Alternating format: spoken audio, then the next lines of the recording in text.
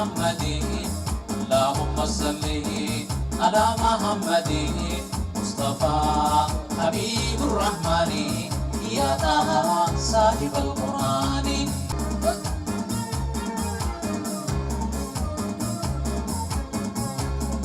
قراتك الجرابي جنتاتي مكان راسني رياني جدمتي والرئيسي سينوس والرسو منامي تتايا منتي نكيبلي مولا نسيسي سيريان مصطفى حبيب الرحمن يا طه صاحب القرآن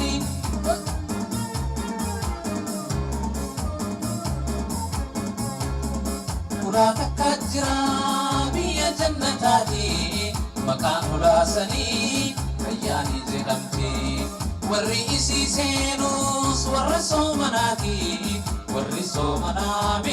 تتايا منتي نكيبلي مولا نسيسي سيريان مصطفى حبيب الرحمن يا طه صاحب القرآن اللهم صل على محمد مصطفى حبيب الرحمن يا طه صاحب القرآن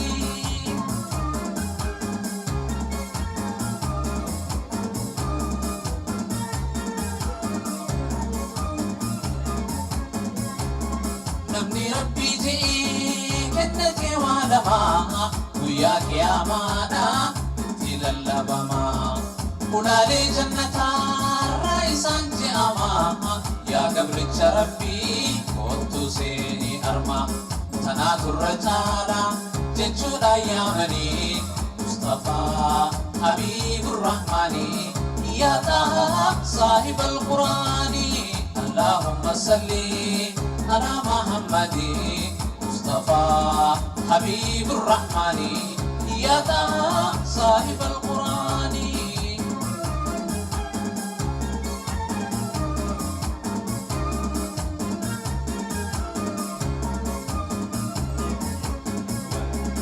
ورّي صدقاتي سلا صدقاتي ورّي زكاتي ولوم زكاتي ورّي صومناتي سلا صومناتي يا ماما هندنو ولا وجيساتي ورّي صوما أمو ولا رياني مصطفى حبيب الرحمن يا طه صاحب القرآن اللهم صل على محمد مصطفى حبيب الرحمن يا طه صاحب القرآن هاي egaa daawwattoota keenya akkuma amma argaa jirtan amma kan argamnu mana jireenyaa artistii Oromoo beekamaa fi jaalatamaa Mahaddii Sheekaatti. Isaan kun immoo ijoollee isaa fi haadha warraa isaati.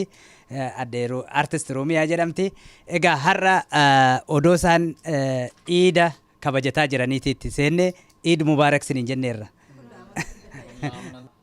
Akka aadaatittis warra baranaa warra barayyuu jaa warri keenya warra amatu akkanumatti soomanee jaalalaan walit dhufee ummatuma addunyaarra jiru hundaafuu jaalalaan walit dhufanii nagayaan waliin soomananii waliin lafa kayan nu haa godhuu jennee dhaamna nutilleen isinillee akkasumatti baga waliin gammannee jenna.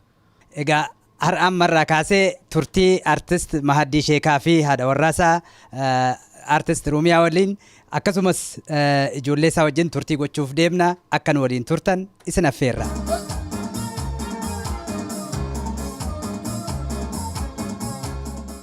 Hordoftoota amantii Islaamaa maraan baga guyyaa Iidaa nagaan geessanii kan barana kan bara egeree akkasii ta'u hawwii keenya. Egaa isinis irra deebi'ee baga geessan isiniin jedha. Daawwattoota keenyaan illee baga geessan jedhi artist Mahaddii Sheekaa. Okay, galatoomaadha. Egaa mangallaa jireenya keenyaa tagallutti dhuftanii iidatan nu wajji simachuudhaaf asitti argamu keessaniif isinillee galatoomaadha.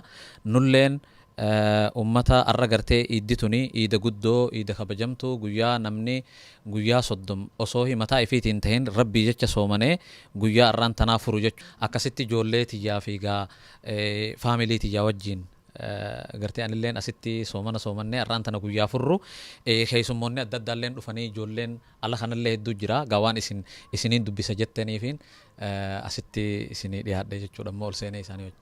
Ayyee hedduu galatoome nus egaa har'a ayyaana iidaa kana waan kabajattaniif mana keessan iyyaafannee dhufne hedduu galatoome artist Maaddii Sheekaa mee ati warraa kees baga geessan jedhi daawwattoota keenyaan achuma maqaa keefi.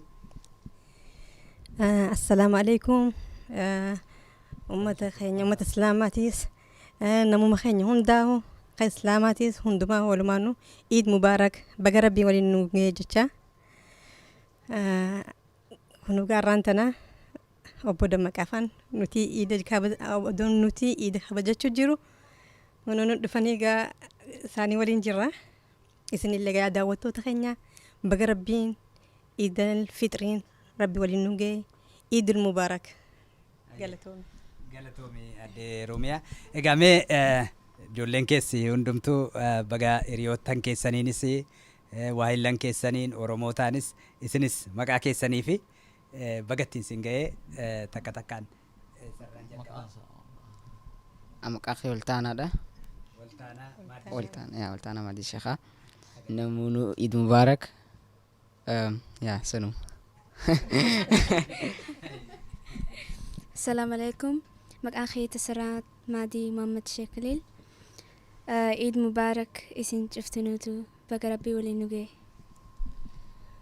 السلام عليكم ورحمة الله وبركاته هندرا مادي نانجان نميو ورسلام وتقبلين إسلام عندنا عيد مبارك سنجا ربي سومنا خينيون عندنا دعاء كنيا ربي نورا تقبله عيد مبارك السلام عليكم ورحمة الله وبركاته مقام خي موتما مادي شيخاتي عيد مبارك نمو دينونو. السلام عليكم ورحمة الله وبركاته مقام خي ناس الليلة عيد مبارك بقرب سنين جهي ayyaana gaarii isiniif haa ta'u jenna. Mee artist Maaddii Sheekaa egaa mee daawwattoota keenya kan qeebaltu wallee kee kamiini kan ati ittiin beekamtu gaa waan hedduu kaasuuf deemna. Isa dura garuu keessummoota yookaan maatii keessi bira jirantu jiranii isaaniif immoo waan harkaa qabdu tokkoon beeka. Isaan mee haadha warraa keetiifis ijoollee keetiifis waan gumaachite waan qabduuf walleelee sana irra nu buusiti isaan hoo jalqabne. Galatoomi waan gaarii na gaafatte gaa silaahuu dhugaadha iidalleedha guyyaa iidaa kana namni faamilii isaatii waliin maatii isaatii waliin iida nutilleen akkasuma iidaa jirra dhuguma waan tokko inni hin qabullee ni jirti sirbi kaniin ijoollee tiyyaa dalagallee ni jira kaniin haadha warra tiyyaa dalagallee ni jira akka karaa rabbiititti ijoollee fiitii fi haadha mana fiillee faarsuun hamtuu miti. Tanaafuu gaa irra nuu haa jettus ammaaf sirbiniin isaaniif qopheesse eebba haadha abbaa fudhachuun ganamaa isiniin eebbisa ammin jaa amma jiraadhaa ilmaan koo gayaa bakka namaa sirba ji'uun dalageef jechuu ijoollee tiyyaaf. Akkasumatti maqaa isaaniitii waliin intalti tiyya guddoon naasilleedha tatti aantu mootummaa hatti aanu hundarra'a tuni tasirraadha inni ol taanaadha. Akkasitti yaa naasii mootitti angafni hoosuma angafaa qoxosuun qabdu ilmoon walqixuma waan isin jijjiiruun qabu takkallee anhuma jaalalaan si jaallu arkuuf ta'e isa dhalteetumaa ja'a.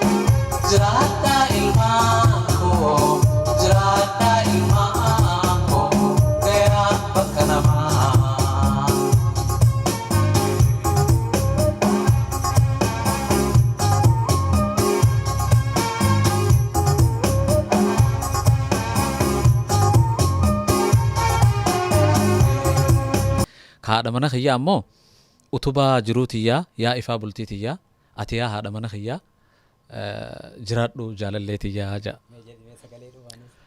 Utubaa jiruutiyaa yaa ifaa bultiitiyaa ati yaa haadha mana kiyyaa naaf jiraadhu yaa jaalalleetiyaa.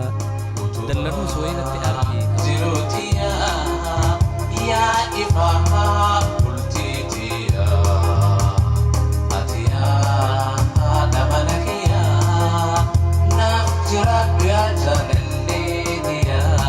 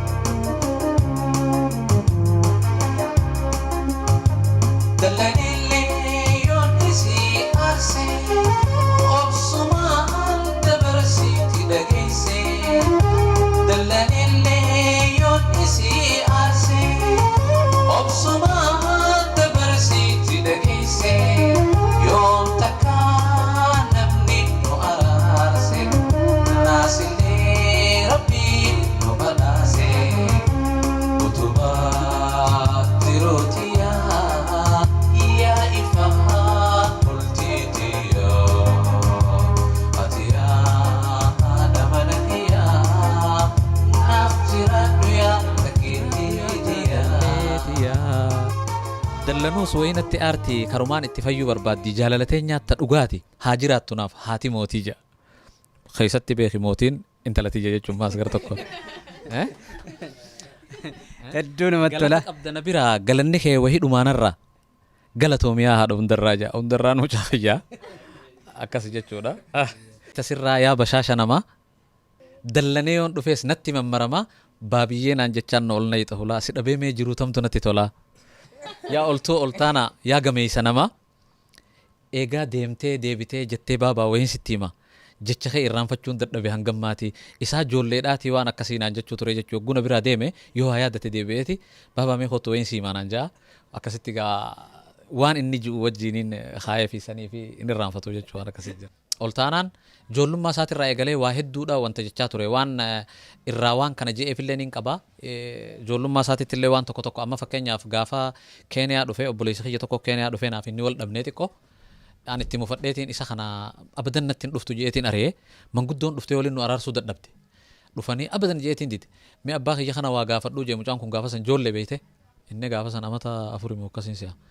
Abbaa kiyya kana guutuu akka waa gaafadhaa jee manguddoon gaafadhu jennaan baabaa naan jee ani afi hundarraan yoo lolle hundarraan sa alanna ari hayi naan jee ana mana kana namni ni boo'ee namni taa'u beete ati duuba mucaa kana fiddee maaliif ariitee yoo biyya deebisee malee naan jee sigalee waan sammuu isaati ol yaaduu ture hedduu wanna yaada saniifiin gameessa jeeni. Hayyee artist Mahaddii Sheekaa mee maqaa ijoollee kee hoggaan dhaga'u amma gaate ibsitu hedduu ajaa'ibame maqaa isaanii kana akkamitti akkasitti moggaaste mee maqaa numti isaanii waan ajaa'ibaati waanuma mana rukutu fakkaata waggaa akkatti maqaa isaanii tarreedhaan dhageessa.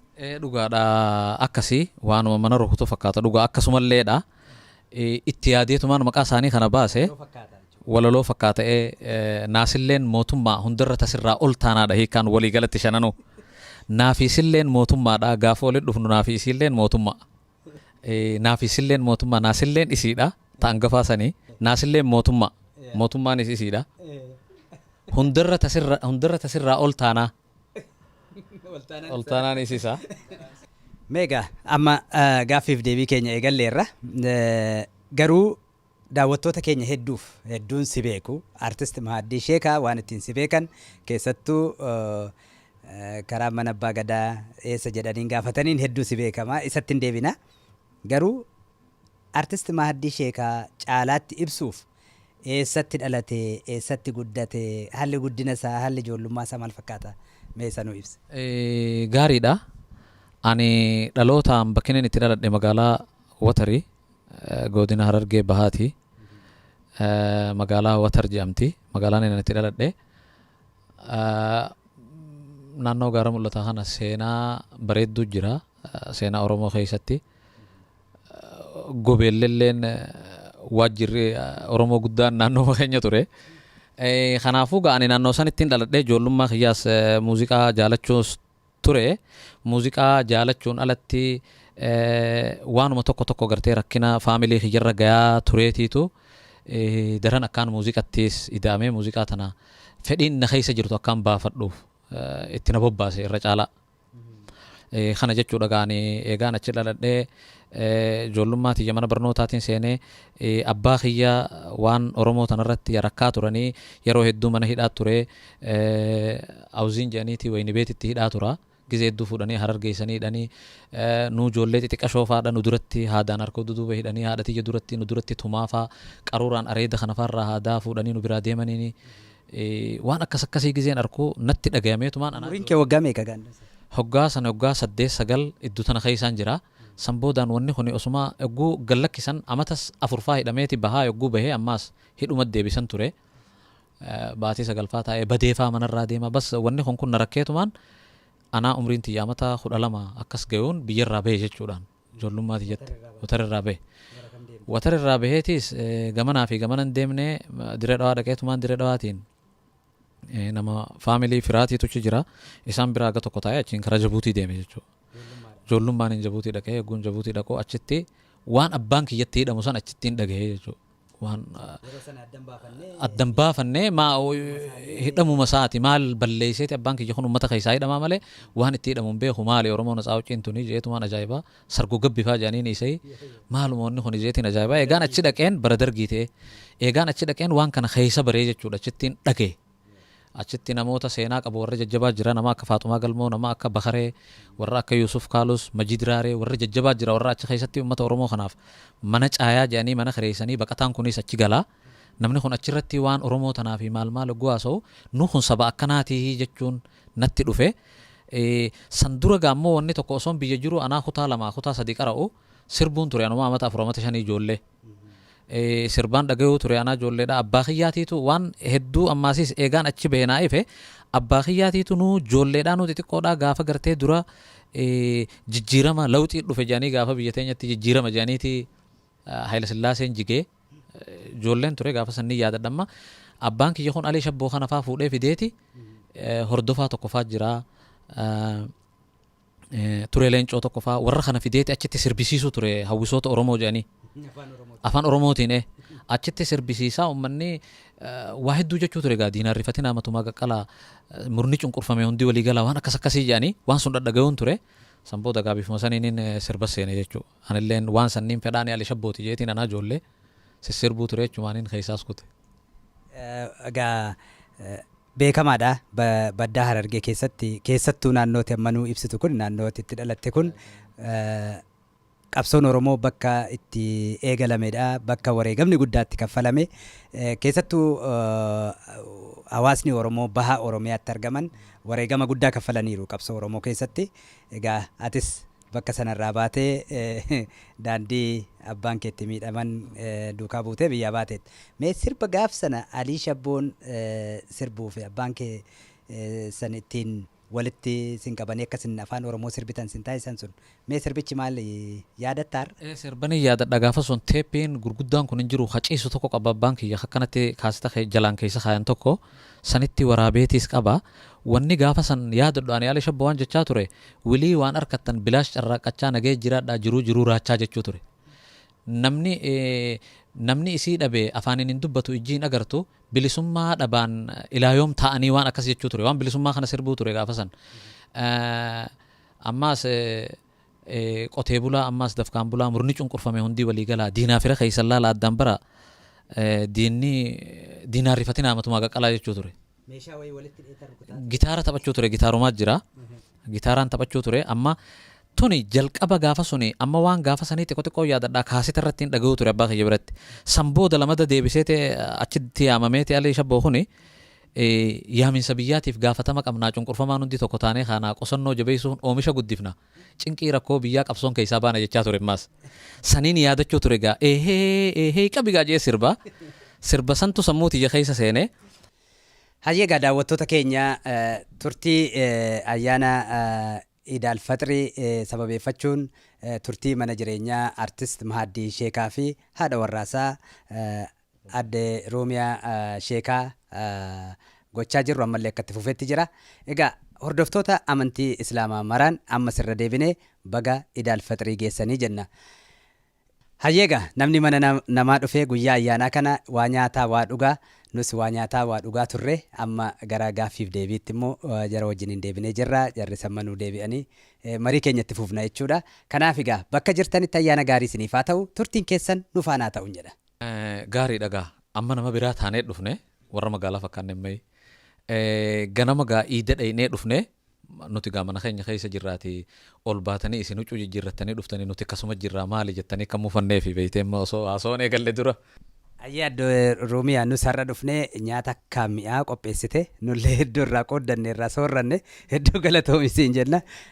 Waggaa dhuftus akkasuma dhufne egaa kan waliin qooddannu nuuf haa godhu. Egaa marii keenya bakkuma itti dhaabne irraa itti fufna. Artist Mahaddii Sheekaa egaa ijoollummaadhaan watarii baatee Dirree Dawaa seentee Dirree Dawaarraan amma Jibuutii jirta. Achitti dhaabne marii keenya Jibuutiitti egaa yeroo jalqabaatiif achitti waa hedduu ijoollummaadhaan jiruu aartummaa kajetti jalqabdedha. Bara 1985-84 jechuudha teessee. Mee waan sanarraa nuu ibsime. Yeroo sanii nama muuziqaa ijoollee muuziqaa dalayduutiitu jira akkumaan gaa sitti hime sunitti waan mana caayaa waan kana haasofnee turre. Mana caayaa jira ijoolleen Jibuutii keessatti torbaanitti guyyaa tokko walirra deemaniiti waliin taa'anii waliin dabarsan namni Oromoo cufti bakka takka waliin dhufe ka dalaguus kan dalayin illeen. Amma achirratti warri sirbuus cuftinuu dhufaniiti achirra sirban artistoota Oromoo gurguddaa achirra jira nama akka Abdii Buufaa nama akka Shaafii Abubakar faa Bakaree tokko faani du'eera Biraamataa godhuu fi Yusuf Hassan Badhaasoo jedhanii kiiboordii kadha'u jira. Hammaadii Jaapoon hundaa kiiboordii dhawaa ture. Mahadiin achi ture. Gaaddisaan achi ture. Namoota hedduutu biyya san ture. Karaa ture. Karaarra dabran turte Jibuutiin. Namni Oromoo kacha keessan ajjatin hin jiru gaa warreen seenaa qaban kakka Abdusalaam Siyyoo Bareentoo hundaa kara san kote. Achitti bakka takka walitti qabamaniiti jimmata jiru hunda waliin sirban. Anilleen dhageeffachuun ture gaafa san ijoollee dhaaguu isaan sirban deemeetiin shaafii kana hedduun fedhuu ture. Alafaa ejjeetiin dhageeffachuu ture galgala eeguun karaa deemu muuziqaa isaan taphatan osumaan juutiin itti ida'ame jechuu isaanitti. Shaafiin kun daawwattoota keenyaaf ifa gochuudhaaf shaafii eenyu mee shaafiin? Shaafiin Shaafii Abubakar jedhanii nama Dirree Dhawaa dhalatee ture nama artistii jabaa ture jechuudha. Nama artistii ammaan dura Dr. Ali Birraalleen gaafa sagaleen Dr. Ali Birraa fakkaatti gaafa duraa gaafanni sirbu. Haga gartee innilleen dhageeffatee namni kun sagaleen tun sagalee gaafa ijoolleetii ijoollee ji'utti. Gaa eegas sagaleen isaanii qabamtee sirboota Ali Birraadhaa yogguu sirbu Ali Birraa fakkaachuu ture. Namni addan beeku jechuudha Shaafii fi Ali Birraa gaafa dura sirbu Shaafiin. Akkasi sirbaa ture kiiboordii taphataa gitaara taphataa nama seenaa bareedduu qabu ture. Sirba siyaasaa jalqaba isarratti dhagahee ture ani jechuu addee Oromtittii garmee qaan miidhamtee dhukkuba wallaalaa waayaadhaaf uffattee. Waan akkasii jee sirbaa ture tumaa daakkiin diinaa harka bilcheessitee akka dubbaa gannaa diina gagabbiftee jee.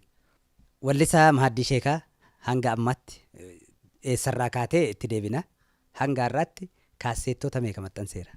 Ani kaasetiniin waliigalatti kaasennii gaa akkanatti ganda keessa deddeemnee sirbinu hedduu ture.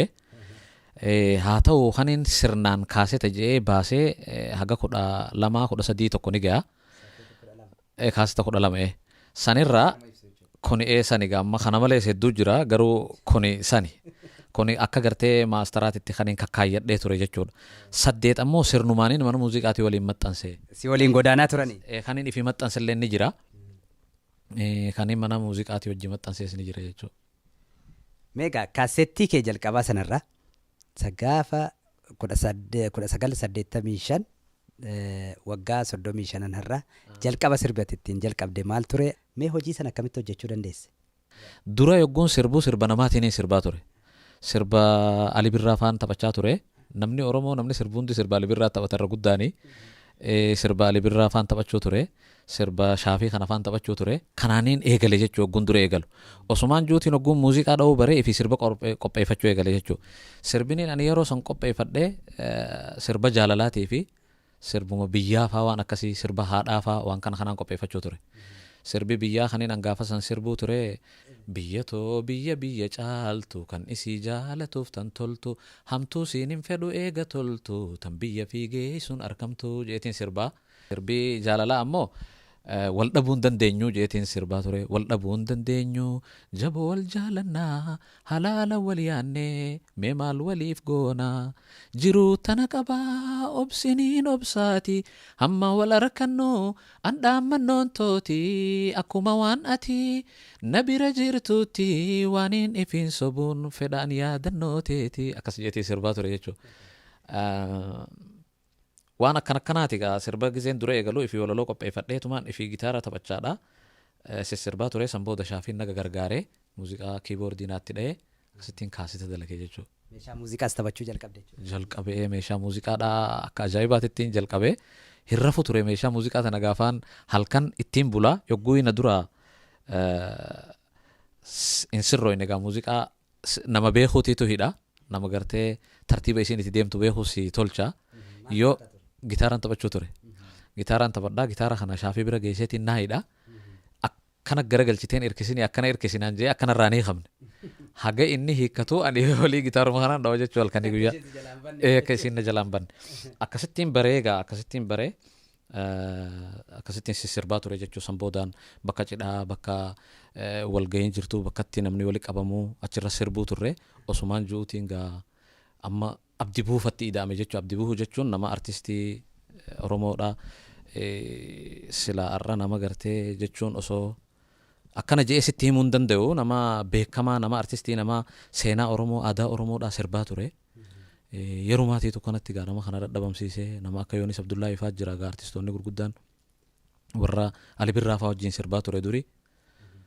Kana gaa abdi bu'uu sanii sirba isaa hedduun fedhuu ture ammallee abdi bu'uu nama sirba isaa dhageeffachuun ture namichi kun akkamitti kana je'ee sirbaan jechuu ture osoo hin beekne sirba gartee nu biyyoo ni qabnaa biyya caaltu haadha jeenaa kuma Oromiyaa quuftu jedhu sirba kana hunda isaa sirbaa ture ammallee sirba agabuu bulee barandaarra agabuu bulee sirba jiru tokko sirba amma sirba sanii yaadadhu alaamana isaa facaasee hafee barandaarra agabuu bulee jedhee waan qabu biraa agabee waan akkasii sirbaa ture sirba ajaa'ibaa kana sirbaa ture. Yeroo jalqabaatiif yeroo sagaleen bilisummaa Oromoo hundeeffames sirba isaatiin eegale. Isaatiin eegalame sirbi amma muuziqaan nu biyyoo ni qabnaa biyya caaltu haadha jeenaa kuma Oromiyaa quuftu sirbi jiru kun sirba isaa ture muuziqaa isaatiin eegalamtee turte sagaleen gaafa dura dhaabbattu. Yeroo sana gaati ijoollummaa qabdurraanis akkatti waltajjiitti ba'uu keetiif simannaan uummataa maal fakkaata ture naannoo sana keessatti baqattoota warri jiran Oromoon baqattoonni naannoo sana jiran jechuudha Jibuutii keessatti. Gaariidha yeroo suni waltajjii qopheessinee kanatti waltajjiidhaa miti kan irratti sirbaa turre bakka geggeessaa fa'aa jennee sirbinaa yogguu namni nu keessaa gara alaa deemu yogguu alatti deemanni sirban geggeessaa jedhanii sirban bakka akkasiitti irratti ni sirbinaa bakka akka cidhaa irratti ni sirbinaa. Osuma jennuutu egaa lakkuma anis guddachaa dhufeen sanboodaan ani tara takka laaleetiin amata lama akkas gizeen taa'u bara 87 akkas gara biyyaa deebi'e. Gara biyyaa deebi'eetiin ani gaa na qabanii waan akkasii sammuutii jakeessan turreesi rakkoonni narra ga'uus hin jiru jeetiin deebi'e dhugumallee akkasitti akka ammaa kanatti yaadu ture. Wanni inni sodaadhu hin jirtu deebi'eetumaan sirbootaan achitti daddalagaa ture kana raadiyoo Harar dhaqee sirbe. Sirbiniin yeroo san sirbu sirba yaa biyyatoo si biraa fagaadhee numaan dhufa gaafa yeroo hirkadhee cilee bishaan buute ta'ee nafuu numaan obsaaga guyyaan dhufuu jiru sirba kana nama Jamaal Yusuf Bakaroo jedhanii ni katabe sirba kana nama hedduu sirbe gaa'ee ani bara san raadiyoo Hararittiin sirbee jechuu raadiyoo irraa irra kaayoo turan gaafa sani Oromiyaa jecha ji'u kana irraa dhiisaniiti Haramaayaa isi biraa fa inni abbaan Haramaayaa je'eetuma katabe Jamaal Yusuf Bakaroo kun Haramaayaa isi biraa fagaadhee numaan dhufa gaafa yeroo hirkadhee cilee bishaan buute taheen hafuu numaan obsaa haga guyyaan dhufu yaa barzaa fi haraa tatarree haraarraa si biraa fagaadhuu siyaanni koo si biraa akkasitti sirbaa ture innilleen akkanuma sirba gurbaan suni nama jabaa ture nama seenaa bareedduu qabu sirboota hedduu sirba ciccimaa sirba jaalatamaa namni hedduu jaalatu kan sammuu namaa keessaan baane babarreessuu ture ani walilleen beeynu. Obboleessisaa tokko faatiitu na bira dhufe isaanirraa hin dhagayaa ture nama hedduu namanni walaloo barreesseef hin dhagaye jechuudha.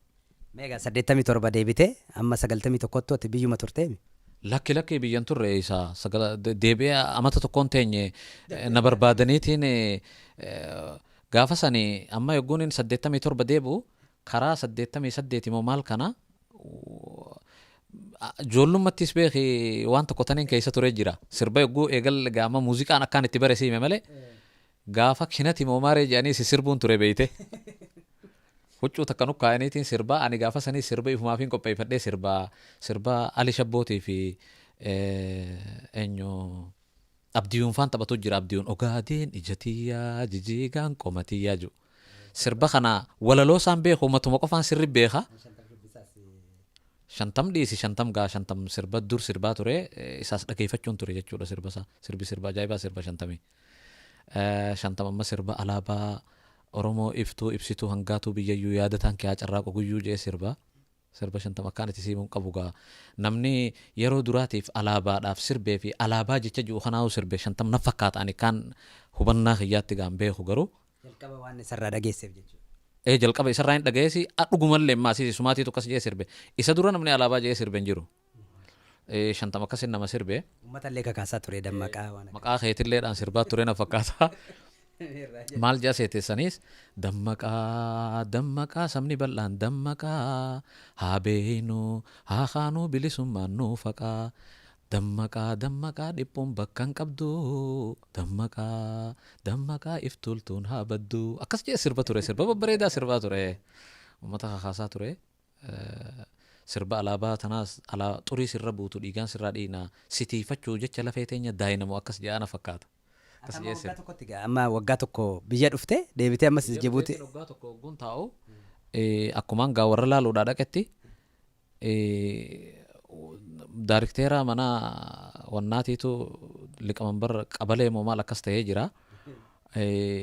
Nayaameeti hottuuti waan takka godhi maal waan akkanaa godhi naan jee ooyiruudha boqqolloo solleessanii deem boqqolloo solleessinaan jennaan an bar akkanattiin dhufee jennaan anchi እዚሁ እኛ እጅ ተወልደሽ አድገሽ ደግሞ ውጪ ዜጋ ልትሆን ይፈልግ የአሜሪካ መንግስት እንኳን ኢትዮጵያን እየረዳ ነው ናንጂ ቤቴ ፉዳ ሂዳ ጀኒ ነይደን ያው ጉየ ለማመን ሄዳ ከይሰ ቡሌቲን ጉየስ ዴፋጉ ነከለቅ ይሰን በካን ራዶ ፈት ዴቤ ጀቹ ማሊ ፊዳን ቶኒ ድሩ ነው ኤገልቴ ጀቲን አባኺየ ሂዳ ቱረኒሚ ሃይ ቦዱ ቢንጀብዱ ዳ ጀቲን አከስቲ ብያ ዴቤ ጀቹ ደችት አቺ ዴቤቲን ጋቺ ቱሬ ሰምቦዳን ኦሶን ኤዱን አቺ ቱሬቺ ሱ ገረሱ ዲቲን ዴሜ ጀቹ Jabuuti irraan deeman suudii doonii hortee ijoolleen tun yaati akkuma namni karaa dhumu kanatti yaa'aa turre chaansiidha nasiiba hireedha akkasitti cal jettee ostee deemta garuu ogguuniin achi deemu gisee hedduun rakkadhee ture bishaan kana hedduu na liqimse baarrii achi dura taraa takka dhukkubsadhee bishaan na liqimseetiin hospitaala hunda seenee baatii guyyaa 15 mokkana ciise osumaan sodaa san qabuutiin jabduudha gaammaas Jabuutii tanaas xiqqoo raafaa fi kana jira nama qabanii nama faa biyya deebisanii ka'echiin kute jechuu karaa suudii. Karaa suudii yogguun kute namaan sammuutii keessatti irraanfannee gisee hunda yaadadhu maayaa jedhanii gurbaan tokko Maamad Adamee jedhanii warra Haramayaati. Mucaan suni oha haayyateeti maayyii irratti taraa torbana qaban yogguun suudii seenuu deemu. Taraa torbanuu laganna deebisan. Namni kun namni yogguu baharaan deemu Eertiraa himatta yoo Itoophiyaa himatte dargisi deebisanii dargiin sin dhiiftu. Eertiraa yogguu himatte jaziiraa takkaa jira bishaan keessa fiistii jedhanii. Fiistiin tuni daangaa Yamanii fi daangaa Eertiraa iddu jirti. Achirra geessaniiti warri maallaqa sirraa fudhatanii achirra si ganna kan warri Suudiin qabdee yogguu si gaggeessitu doonii gurguddootti si fe'aniiti tiraanispoortii namichaa kafalanii Eertiraa geessi ganna qijaniin. Namichi daangaa fiistii ji'oota tanarra nu fideeti maallaqa nurraa guurate guyya lama asirra bultee guyya sadaffaa doonii biraatiin deebite inni ni kuta. Nama maallaqa qabu akkasitti chirra dhiisaa chirraa gad deebine taraa torbaan akkasiin laga sanitti deebi'ee taraa jaha deebi'eetiin taraa torbaffaa maayaan sun akkasitti oha haayyatee deemuun dadhabe'an.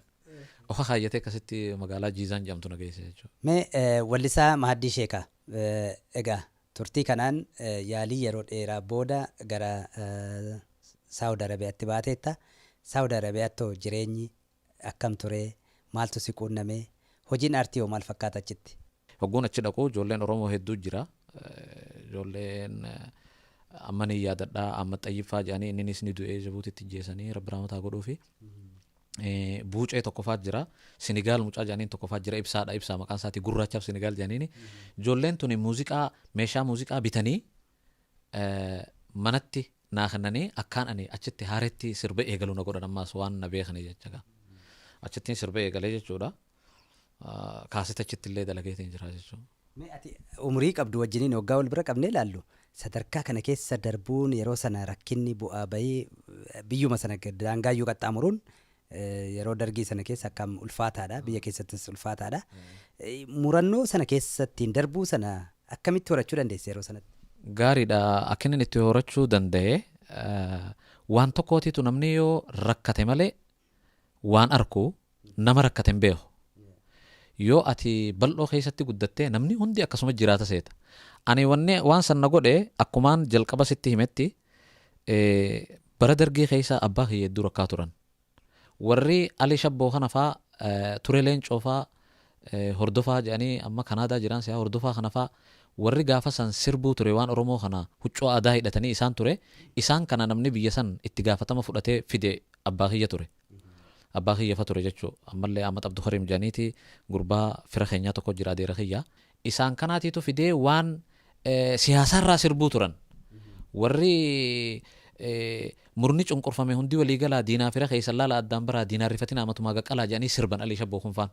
Hordofaan kunis ashummee googo kormaa gaaddisaa fa'aa keessa jira. Hin beekummaa nama keessa jiru ani gisee suni sirboota isaaniitiin ni yaadadha. Hordofaan kun maal jaaseete? Maaliyya damma koo goofaree filataa maaliyya waan akkanaa sirba. Hordofaan kun nama jabaa ture. Achitti gaa dhufanii achi waan kana sirbisiisanii waan kanarraa kan ka'e amma abbaa kiyya kana hedduu rakkoo turan jechuudha. Gaafa Shariif Kaaliditti nama fixaniis nama bira isaa wajjin nama gabbaasanii gataniiti isaatiitu nama dhume san keessaa rabbiin isa baasee ka'ee achirraa deeme. Waan kun hundi sammuutii keessa jira. Gaa namni ijoollummaadhaatti faamilii fi hedduu jaalata. Roorroo kanatti abbaa kiyyarra geessu kana fudhachuu dadhabeetiin wanni inni godhuu danda'u biyyumaa deeme. Deemeetillee garaan kun bucbucna jaa isaanirraayis fagaachuu hin danda'u wanni na deebisees takka sanuma turte. Hogguun deebi'uus haalli sanuma jechuudha abbaan kiyyaa walitti dhaabee biyya san keessa taa'uu hin danda'u. Yoo hogguu barbaadanu xiinii baqataa yookiin maal ta'a kanuma kanaatiitu biyyarraa na oofe jechuudha. Hogguun deemuus waan abbaan kiyya itti hidhamaa ture sun. Kanaatiitu na baase hogguun dhaquus waan kana numaan arke jechuudha seedu wanni tun numa jirti jee. Waan hin jirretti abbaan kiyya akkas hin ta'ullee homaa miti jeetiin akkasitti itti seene jechuunis. Amma Jibuutitti kaasetti jalqabdeetta sirba eegalteetta achitti sirboota kam itti fuftee kaaseetta baafteetta moo akkam ture sochiin kee gama muuziqaatiin egaa turtii Saawud Arabiyaa keessatti goote? Gaariidha. Achittis kaasetaniin dalagee inuu haga lamaa takkaan dalagee akkaataa itti maxxansinee maal jennuun turre joollumaatiitu na gargaaree kaasetaan an dalage kana dublukeet godhe namoota achi jiru nama biyya san keessa jiru hundatti Suudiin guddoodha gaa akka biyya tanaatii miti akka biyya teenyaatti guddoodha kutaa hunda keessatti erganiiti naa gurguraa turan gara maayyii kana kaaseta akkasitti naa gurguranii maallaqaas walitti qabadhee meeshaa muuziqaatis bitadhee waa hunda jee gaa dargiin cabnaan cabeensa dargii irratti sirbanuu hoofaan dhageeffachuu ture. Finfinnee jee gisee inni sirbuu gaa haayi boodachiin numaa waan biraati jennee gaa kaane torbaan tokkoon karaa gubbaarra taa'ee na qabuu diddee Suudiin dhaqee harka if kennee na galchaa jeeni na didanii ka gisee taan si arihanii mana si seenanii si fuudhanii si galchan na galchaa jee kadhadhee dadhabeetiin waan si godhan beektaa shurxaa jedhanii jira warra magaalaa keessa deemu warra sukuriitii magaalaa eegu warri kun karaarraa anaa darsa guuratee taa'u dhufaniiti hay eessa deemtaa naan jedhan galuun fedhaan jeen okay galuu feetaa naan jedhaniitu okay taayaa naan jedhanii deemanii waan irra funaa fidaniiti asirra finaan jedhanii deemanii raadiyoo qaban makiinaa keessa nama akkanaatiitu galuudhaaf darsa guuratee karaarra taa'a waan inni balleessee deemnu hin beeynu tanaafuu namni tokkollee akka hin qabne jedhanii waliiman warri nama qabu silaa nama seeraan nama qabu hundi salaam alaykum naan jeesuma na bira hoota saboo manni irra nan qabu torbaan tokkoon miizaan jedhanii bakkatti namni raafa dheessu bakka san karaarra torbaan tokkoon ciisee jechuudha. Torbaan tokko akkasii karaarra taa'eetiin sanboodaan meeshaa xiyya fuudhee dubbiin jabduu nageessuu didanii luungoo jedhanii namni tokko jiddaa jira meeshaa xiyyachi ergee ka'ee deemee jechuudha achirraa eegas meeshaa xiyya naa fidanii galee jechuudha. 91 yeroo ho'aa sana yeroo ho'aa saniin galee jechuudha.